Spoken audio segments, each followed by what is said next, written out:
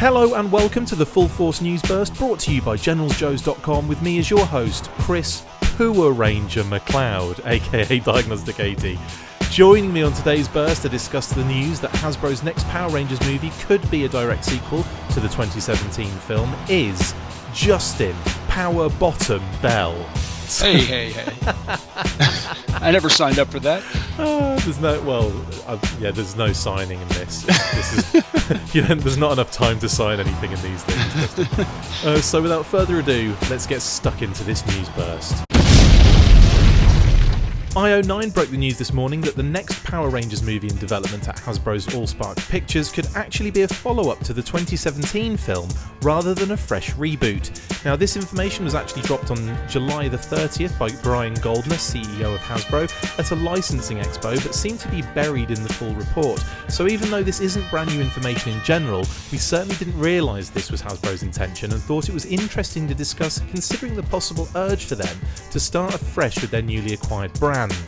Now, Justin, what do you think about Hasbro following up the 2017 Power Rangers reboot rather than just wiping the slate clean and starting again? Bizarre, I guess. When you asked me to kind of jump on the show, I did a little bit of quick research, and the Power Rangers movie they're talking about it following up on was released in 2017.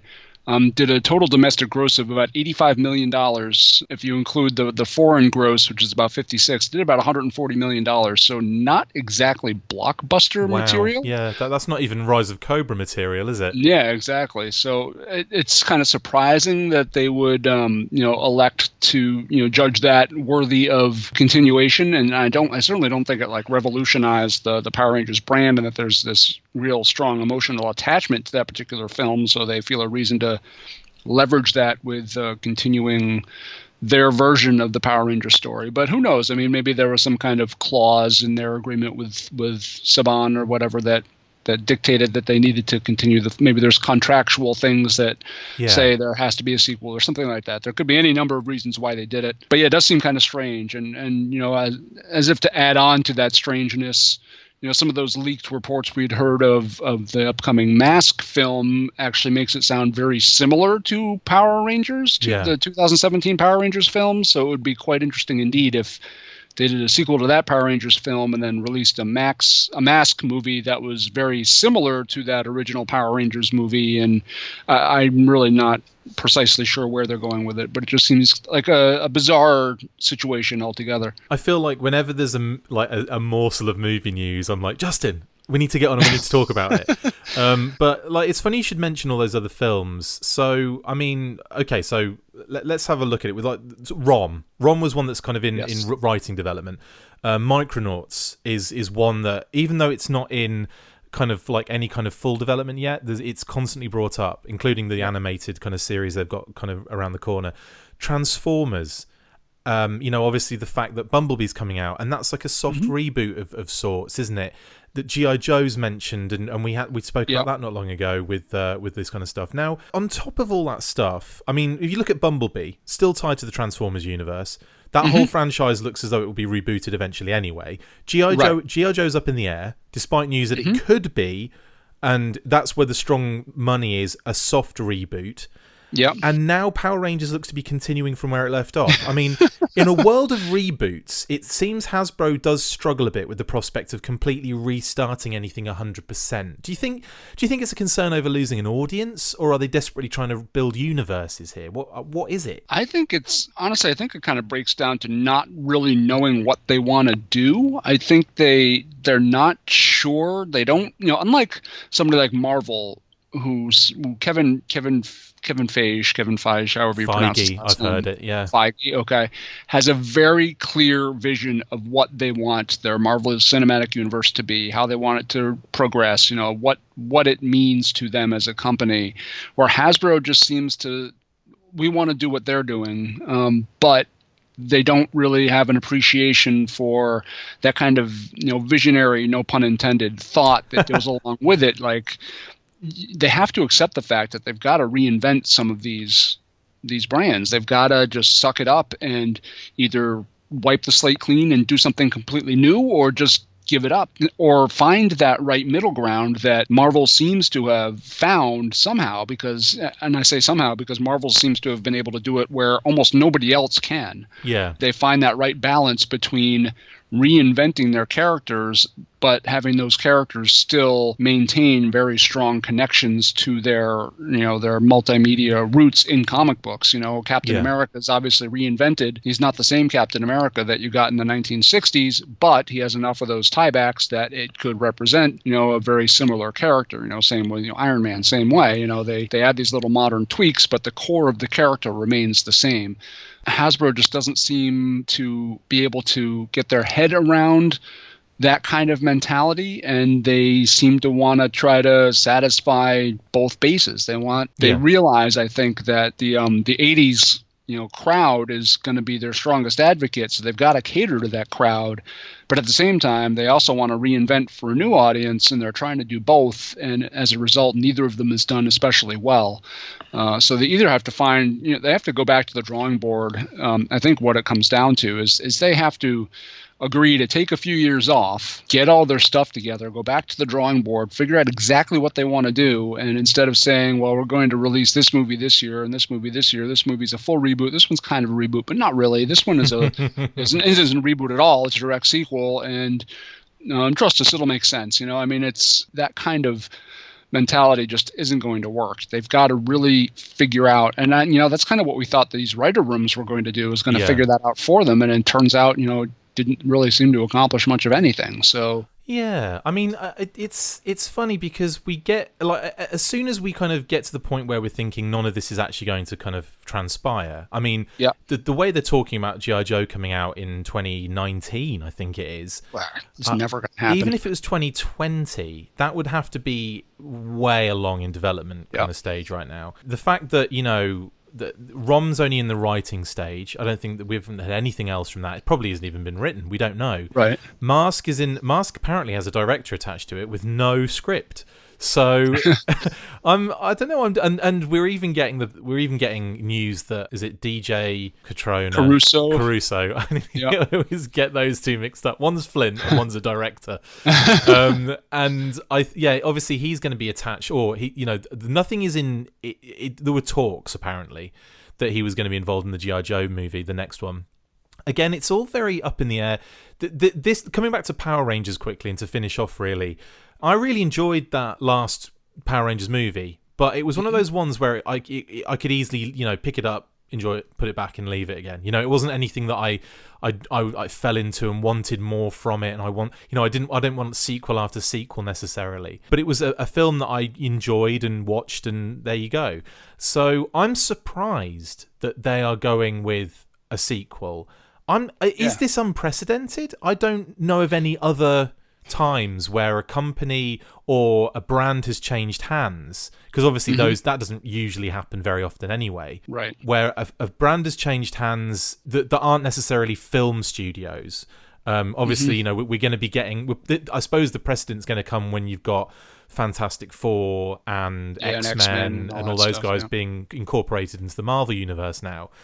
That's probably going to be an interesting one to see. They're not going to be doing sequels. They're going to be drawing them into the universe they've already created. Exactly. So obviously there's that element of it. Power Rangers doesn't necessarily fit into anything else that Hasbro have. I can't see Hasbro incorporating Power Rangers into the combined universe that they've kind of proposed.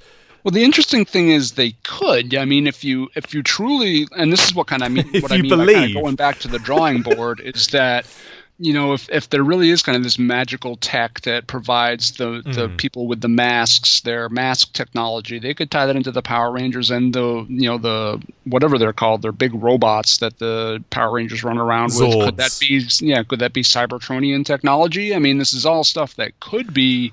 If Hasbro really sat down and thought about it, they could make a way to link all of this stuff together. I agree with that. I do agree with the fact. You could tie anything together. Right. It doesn't even have to tie together well. Exactly. You can always push it in there. That's one of the kind of the main catches here with the Hasbro situation, is that something like Marvel, those characters have always been designed to operate within the same universe. these, and we've talked about this before, but these separate Hasbro properties were not always designed to exist and to work in the same world. So they're trying to kind of shoehorn something in that wasn't native to these properties to begin with. Yeah. So, I mean, that adds some interesting wrinkles to begin with. I mean, how many years has it been since we got this news about the combined universe, and all we've got so far in that time are morsels of information about films, but prior to that, just the IDW crossover. So, and to be perfectly honest, that didn't really go, I think, as it was planned to go. You know, there were a lot of issues in that, aside from the fact that maybe some of it was just didn't mesh well. But you know, there was a lot of issues come with obviously a major crossover like that in comics. Right. And to give you some idea of like how long some of these films usually take to germinate, I'm looking at the Wikipedia page for G.I. Joe Rise of Cobra. I just thought it'd be something interesting to bring up. Yeah. That idea kind of first started germinating between Lorenzo di Bonaventura and Brian Goldner in 2003. Wow. 2005, they started really doing some rewrites on the scripts. 2007, Paramount hired Stephen Sommers, the director. And it wasn't until, 2.5 years after that the movie finally got released. Filming began in February of 2008. So about around 6 months after they hired the director, filming began. So you got to think they had quite a bit of the cast, obviously isolated by that point. We haven't heard we've heard rumors of DJ Caruso. It's not even about hearing about stuff, though, is it? It's like there's nothing's happening. Nothing's happening. You would know if something was happening, like in this day and age. Yes. We knew back then. Yeah. We knew back in 2003 that this information was happening. So I kind of feel like as well they've ramped up the pace in which these things start moving now. Yes. Like I used to remember, like, films would take like 4 or 5 years to make. Back in the day. And now it's like no problem. Like they're out inside 2 years, or sometimes less. But the quality isn't there, and those ones that are rushed out always are lacking in all sorts of areas. And therefore, the short-sightedness is that it doesn't, it doesn't kind of give you what you need. And what we need is quality attached to these things. But again, coming back to Power Rangers, and just to finish this off. I mean, I don't even know how to finish this off, but with the Power Rangers, as I was saying before, like I think that as a Hasbro property can stand alone. But what I'm getting from this is that Hasbro are acquiring the rights to Power Rangers, and they're just continuing what has already been done. There's no real change of pace or infusion of something else. And I'll hold a lot of judgment until we start seeing toys and things like that. But again, like I would imagine we'll be seeing very similar designs, very similar packaging that we've seen in the past, because that is the familiarity is safe, and it's a safe kind of place to stay with, especially when you've just spent, what was it, $500 gazillion dollars on the brand and everything. That's probably not the exact number, but it's pretty close, I think. Yeah. So I mean, how do you think it's going to pan out with Power Rangers specifically with Hasbro? Do you think this is actually a good thing that they've got hold of, or do you think it's going to be one of those things that doesn't seem to kind of catch again? Power Rangers has been a unique animal over the past, going on 15 or 20 years. I mean, it has to have broken some kind of records for, the boys action figure category, and how many consecutive years it's had active retail presence. That being said, you gotta suspect it can't go on forever. And honestly, I'm so far out of the Power Rangers kind of landscape. I don't even know what's actively happening for television series or films, or beyond what's just been announced here. I don't think that it's going to suddenly take off and totally reinvigorate Hasbro's, boys action figure brand, just because it's action figures in general and boys toys specifically are, they're not the powerhouse they used to be. And it doesn't matter if it's Teenage Mutant Ninja Turtles. It doesn't matter if it's Power Rangers. It doesn't matter what it is. I mean, it's the truth. It's just not the same as it once was. And yes, there are success stories. Teenage Mutant Ninja Turtles is a good example of a success story, but even that has to reinvent itself every 2 or 3 years, Yeah, or yeah. it becomes stagnant. And you got to figure they're doing that for a reason. There must be some kind of sales attached to why they're doing. And Power Rangers does the same thing. It's Power Rangers, whatever, jungle, and then Power Rangers Yeah, dinosaurs, yeah. and then whatever they do. But Weasel Warriors. yeah, I made that one up. exactly. I suppose that it kind of makes a lot of sense in that the generations that are playing with toys, because that's minimized. The amount of kind of reboots reflects that, because it's like the fact that there were times when it'd be 5 or 6 years or 7 years or 8 years or 30 years before we saw a reboot of something, Right. and yet now we're seeing, like you say, every couple of years, because the small range of age groups that actually play with these toys is minimizing to the point where it's like, well, those guys are now out of the loop, so we've got to get the next crew in. We've got to kind of keep doing that. And obviously, if you're constantly continuing with something, it's harder to jump on board at certain points. I mean, Transformers does well because it's always, it doesn't necessarily reinvent itself as much as it has like a number of jump on points, like Power of the Primes, Combiner Wars. You go through all those different kind of iterations of Generations figures. They are the same, but they're, I say they're in a similar kind of range, but they're just, there's a different story arc to jump on at each point. So yeah, I mean, I remember, back in the 90s, how revolutionary and how much I, as a comic geek, looked forward to, this new Spider-Man. It has changed the kind of the motif, and although it does bring up a somewhat interesting topic, back with Power Rangers, I mean, Hasbro's bread and butter has been on, nostalgia-based brands. And if you think about it, the people that were really into Power Rangers when it first came out in, 1995, 96, are getting to an age now where, they're not children of the 80s nostalgic for G.I. Joe and Transformers. They're children of the 90s nostalgic for Power Rangers. And that's one thing that Hasbro has come out and stated that they're going to do with this brand is start creating these kind of high-end, vintage-inspired figures that appeal to collectors now who were kids when they first got into Power Rangers, in the 90s. We're at the 25th anniversary of G.I. Joe stage with Power Rangers, aren't we, in a sense? Yeah, pretty much. Yeah, I mean, it's pretty close. So it's that could certainly be part of Hasbro's draw in figuring they'll do what they did with Marvel Legends and 25th anniversary and Transformers Generations and all that stuff. Make these higher end collectible action figures that remind people who are adults now and maybe have some disposable income, oh yeah, I remember that from when I was a kid. I'll buy some of those for a display shelf, and that might be appealing to that kind of crowd.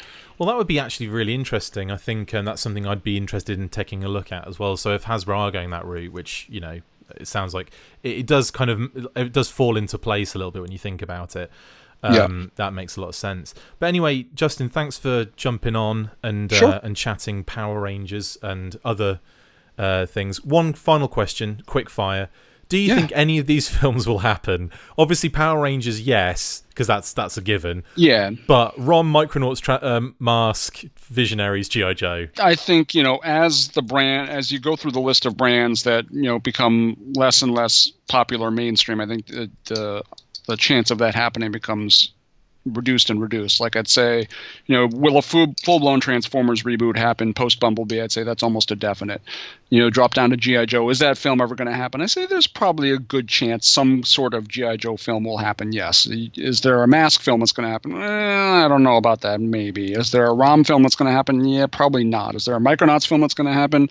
Yeah, I highly doubt it. Is there a Visionaries film that's going to happen? Hell no. It's just, you can kind of see that it's just not going to shake out the way Hasbro kind of anticipates, especially because it's the kind of thing where something is, you know it when you see it. I mean, when you saw Iron Man for the first time, you knew Marvel had something there. They weren't announcing it. They weren't coming out and saying, this is the beginning of our new cinematic universe. We're going to blow everybody away. Like seeds of information. Exactly. Yeah. They just put out a good movie. People loved it. It made a lot of money.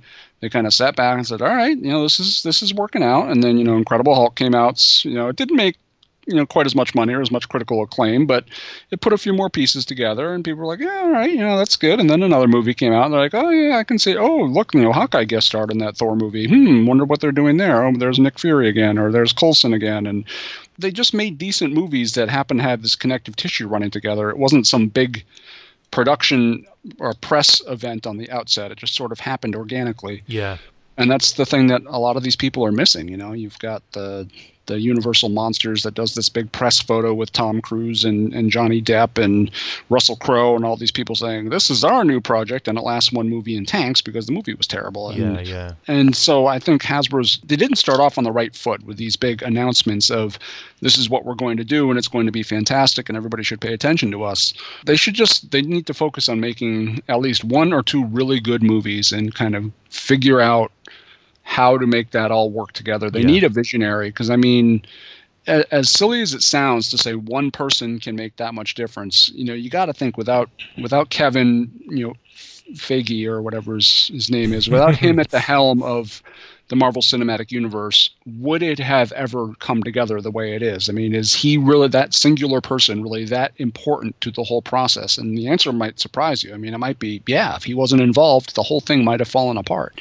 Just look at, WB, who kind of leaned on Zack Snyder to be that person, and, nothing really, it did not happen. It wasn't cohesive. It didn't work out real well. Is that simply because of Zack Snyder? You don't want to say, you don't want to think so, but who really knows? So yeah, and I think that one person controlling, at least overseeing, a lot of this is kind of important, and someone that has that vision, right, as you say, that can kind of hold it all together. And but the other thing is, it's not that difficult to have that connective tissue. It's not that difficult to kind of drop in these little things here, there, and everywhere, and it'd be like, oh my god, that was an Autobot symbol. In the G.I. Joe movie, or oh my god, that was this. Not like as in when they do in films, they drop an Easter egg in there, and it's like it's there just to please fans, but it doesn't actually mean that it's in the universe. Right. But in the case of having Nick Fury come in at the end and say, "I'm starting an Avenger initiative," or in the end of, spoiler alert, the end of the last Avengers movie, when he drops the beeper and Captain Marvel's, the digital Captain Marvel kind of design comes up on the beeper. It's kind of like, everything leads into everything else. Everything ties in, and even if like Ant-Man wasn't like a crazy big ridiculous film, all of a sudden it links in with Avengers, Civil War here, and then he's in this, and and it's just tough stuff like that. If you have those little droplets here and there. Anyway, I'm getting out of hand, and we need to finish this. So, thanks again, Justin, for jumping on. Looks as though Power Rangers will be getting a sequel for the 2017 movie from Hasbro's Allspark Pictures. We will obviously keep you up to date with any more news we get along the lines of that kind of stuff.